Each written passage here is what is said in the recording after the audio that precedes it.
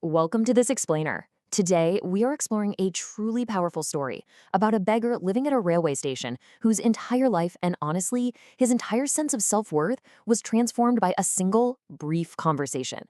Now, if you've ever felt stuck in a rut or maybe limited by your current circumstances, this narrative is a profound exploration of mindset. We're going to unpack the inspiring life journey that took a man from simply surviving day to day on the streets to actually thriving in the business world. So get comfortable and let's unravel this incredible journey together. Okay, let's dive into this. Our story kicks off with the beggar doing, well, what he always did, asking passengers for spare change. One day, he spots this tall, impeccably dressed businessman. Thinking this wealthy-looking guy would for sure give him a generous handout, the beggar approaches him. But instead of tossing a few coins into his hands like everyone else, the businessman looks right at him and asks, "You are always asking, but do you ever give anything to anyone?" The beggar is totally stunned. He replies that he's just a poor beggar. He doesn't have the capacity to give anyone anything. And that is exactly when the businessman drops this harsh but profound truth.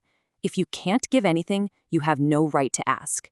It's a completely shocking moment that shatters the beggar's everyday script.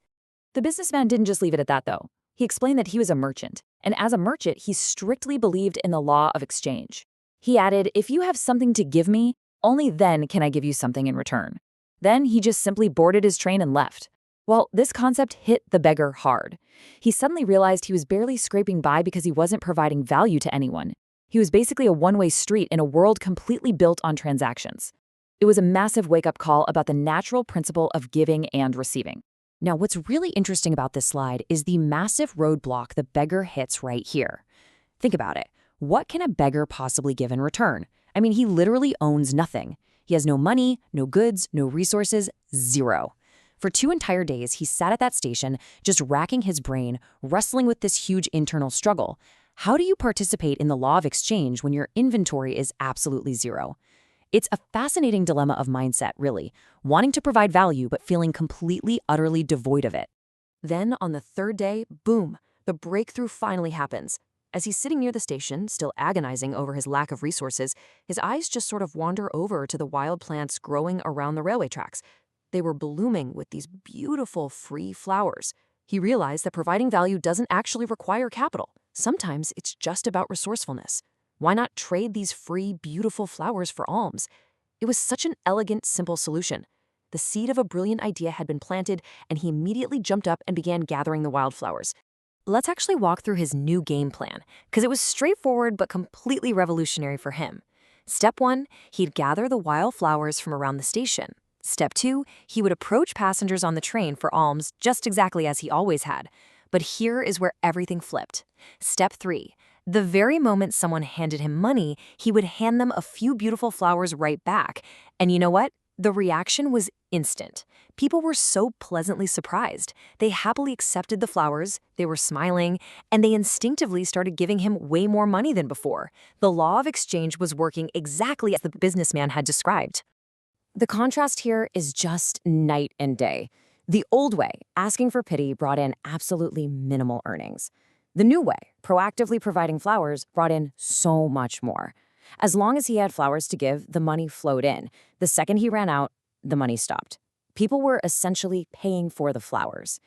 But here is the fascinating psychological trap. Despite this massive change in his daily income, his internal identity hadn't shifted one bit.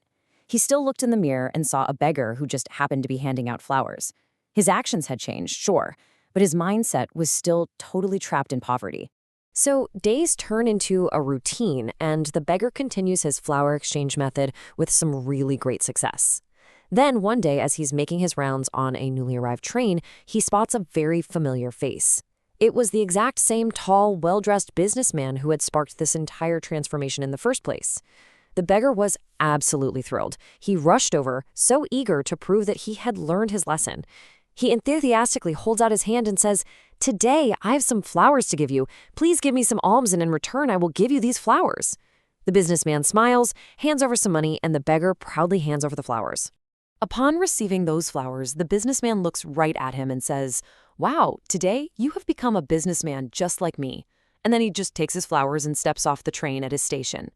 Now, to the merchant, it was probably just a passing comment, But to the beggar, it was a total revelation. It struck him right to his absolute core.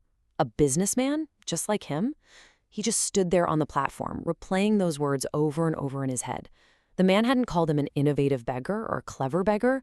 He had called him a businessman. So the crucial point is this exact moment where his entire mindset just fractures and rebuilds itself. See, the beggar mindset is rooted in feeling small, merely asking for things, and surviving in the pity of others. But the merchant mindset, that is about feeling capable, proactively providing value, and operating with real self-respect. In this massive flash of insight, the beggar realized he hadn't actually been begging at all lately. People weren't giving him charity, they were buying his cheap, beautiful flowers. He was providing a service. He was trading. He wasn't a beggar anymore. He was a small merchant. Literally, the only thing keeping him a beggar was his own limiting belief. The realization hits him instantly.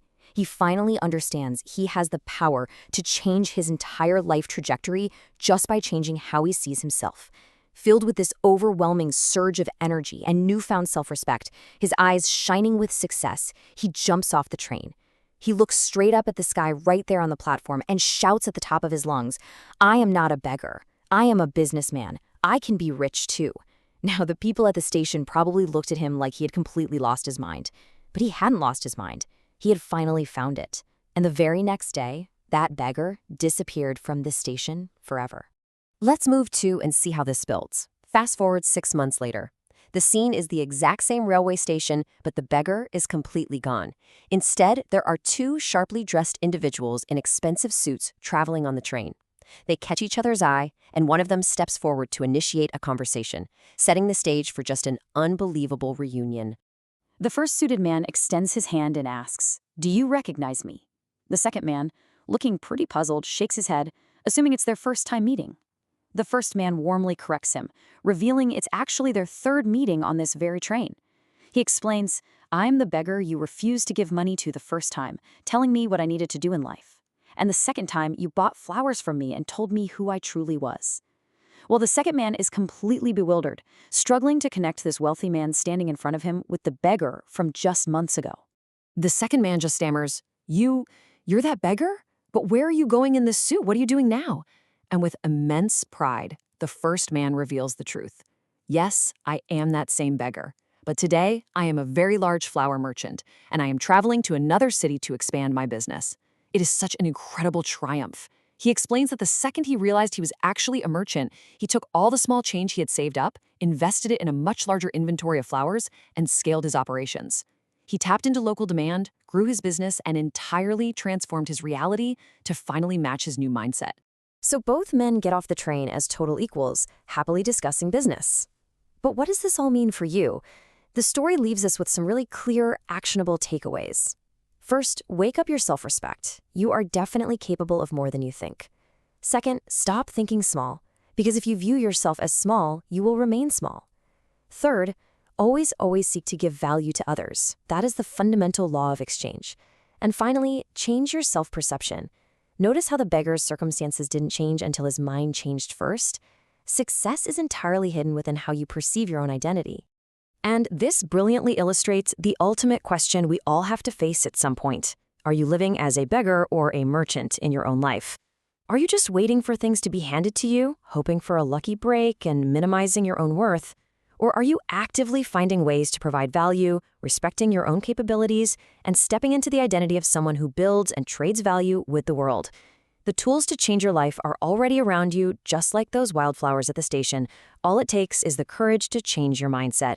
Thank you so much for joining me on this explainer today, and I highly encourage you to reflect on this question as you go about your week.